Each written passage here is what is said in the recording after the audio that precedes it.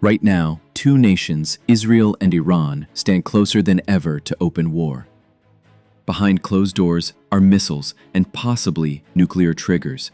If just one is launched, the effects won't be regional, they'll be global. But to understand what that means, we need to understand how it all began. The idea of splitting the atom came long before the first bomb. In the 1930s, scientists like Leo Szilard, Enrico Fermi, and Albert Einstein understood the destructive potential of nuclear fission. There was not concerned in the reality. In 1939, fearing Nazi Germany might build an atomic bomb, Einstein wrote a letter to US President Franklin Roosevelt. That letter led to the creation of the Manhattan Project. Einstein wrote in Rage in Middle Ovations, over 130,000 people were involved. The project built secret facilities in Los Alamos, Oak Ridge, and Hanford. After years of research and experimentation, on July 16, 1945, the first nuclear device was tested in New Mexico. It was called the Trinity Test.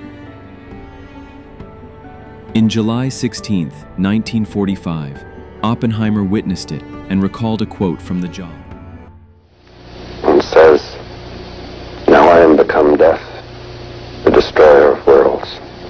This is what the inside of a nuclear bomb looks like. At the center is a core of radioactive material, usually uranium-235 or plutonium-239. Around that core are high explosives, carefully arranged to detonate at the same time. When triggered, the explosives compress the radioactive core inward. This compression starts a nuclear chain reaction. The energy released is what creates the explosion, and everything after it. The shock wave, the fireball, and the radiation. This type of bomb is called a fission bomb or atomic bomb. It works by splitting atoms apart, but there's a second type, far more powerful. A fusion bomb, or hydrogen bomb, uses the energy from a fission bomb to force hydrogen atoms together, releasing even more energy. The same reaction that powers the sun in a warhead. A hydrogen bomb can be hundreds of times more powerful than the bomb dropped on Hiroshima. August 6, 1945, Hiroshima. The United States dropped a uranium bomb named Little Boy. 3 days later, another, Fat Man, hit Nagasaki. Combined, over 200,000 people were killed, most of them civilians. World War II ended, but the nuclear age. To understand what this truly means, look at Hiroshima. The fireball vaporizes everything. The shock wave knocks down concrete buildings. And then, the radiation starts.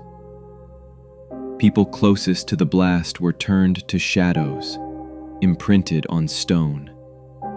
Thousands suffered horrifying burns. Many died slowly from radiation poisoning. Survivors faced lifelong trauma, physically and mentally. Children born later carried genetic defects. Fallout spreads across borders. Crops die. Water becomes toxic. Cancer rates spike for decades. In a full-scale nuclear exchange, global temperatures would drop. Billions could starve. It's called nuclear winter. And it's not science fiction. We built these weapons to end wars, but they might one day end us.